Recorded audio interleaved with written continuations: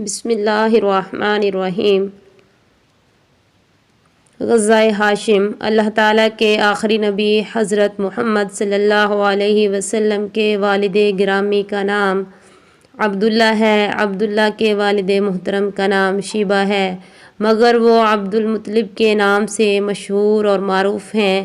عبد المطلب کے والد گرامی کا نام ہاشم ہے۔ اصل نام ان کا عمرو تھا، مگر مشہور ہاشم کے نام سے ہوئے، یعنی کائنات کا سب سے بلند اور اونچا نسب نامہ اس طرح بنے گا: محمد بن عبداللہ بن عبد المطلب بن ہاشم بن عبد مناف۔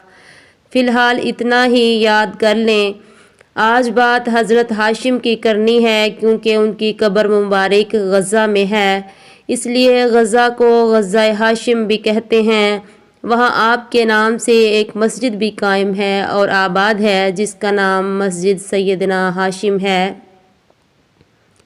اللہ تعالیٰ نے حضرت ہاشم کو ایسی محبوبیت اور مقبولیت عطا فرمائی کہ آج دنیا میں لاکھوں مسلمان خود کو ہاشمی کہلانا ایک سعادت سمجھتے ہیں، حالانکہ یہ سب لوگ یا تو حضرت سیدنا حسن رضی اللہ عنہ کی اولاد میں سے ہیں، یا حضرت سیدنا حسین رضی اللہ عنہ کی اولاد سے، یا حضرت سیدنا محمد بن حنفیہ رضی اللہ عنہ کی اولاد سے، مگر یہ سارے حسنی، حسینی، علوی، عباسی، عقیلی، جعفری سید خود کو ہاشمی کہتے ہیں، یعنی آپ صلی اللہ علیہ وسلم کی اولاد بھی آپ صلی اللہ علیہ وسلم کے پردادا سے نسبت پکڑتی ہے۔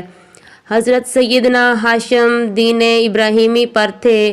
قرآن مجید میں آپ کا تذکرہ اشارتاً سورہ قریش میں موجود ہے، کیونکہ آپ ہی رحلۃ الشتاء والصیف، سردی اور گرمی کے تجارتی قافلوں کے بانی تھے۔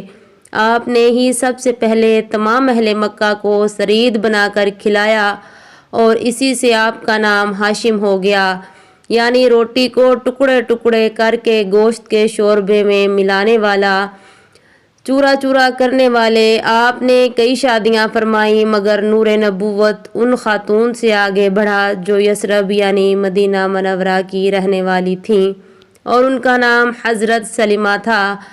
ان سے شیبہ یعنی عبد المطلب پیدا ہوئے۔ حضرت ہاشم مالدار تاجر تھے۔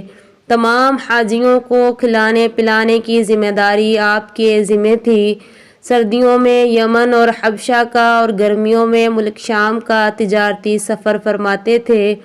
ایسے ہی ایک تجارتی سفر میں غزہ کے مقام پر 33 سال کی عمر میں وصال فرمایا۔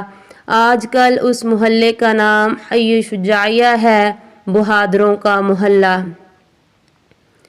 اللہ تعالیٰ حضرت سیدنا ہاشم کے غزہ کو فاتح اور سرفراز فرمائے، آمین ثم آمین۔ جزاک اللہ خیرا۔